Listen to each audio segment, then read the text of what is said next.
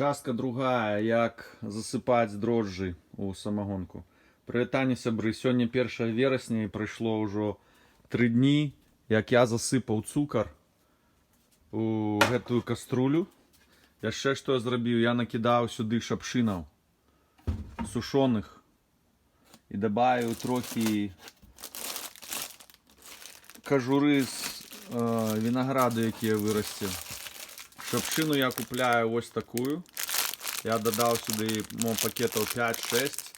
Чаму шапшына? Бо самагонка, калі вы яе робіце, атрымліваецца такая жаўтаватая, не такая празрыстая, як проста рабіць цукру, а жаўтаватая з шапшынаў, і яна вельмі смачная. Самае галоўнае, што вам трэба зрабіць, гэта паглядзець, што цукар поўнасцю растварыўся у гэтай вадкасці.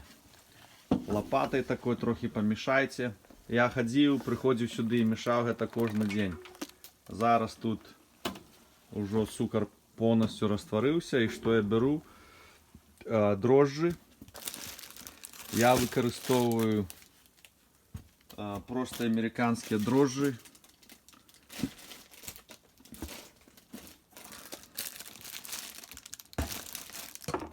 Ось яны так выглядаюць, сухія.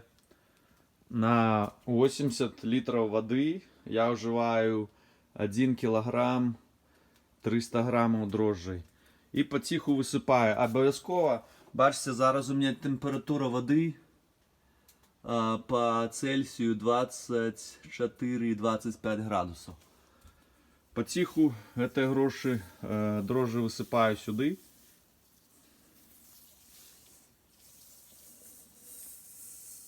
Можна перамешаць, хто хоча, можна не перамешваць. Я не ведаю, мне жонка моя сказала, што дрожжы ў Амерыцы больш такія добрыя, чым у Беларусі.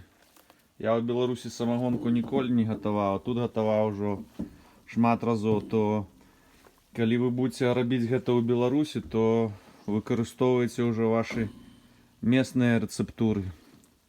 Я гэтай рэцэптурай карыстуюся 5 гадоў.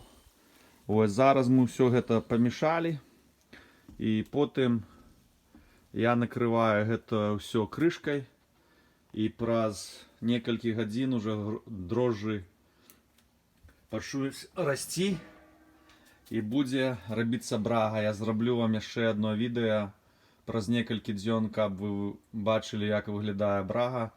Яна пачне булькаць. Дзякуй за прагляд.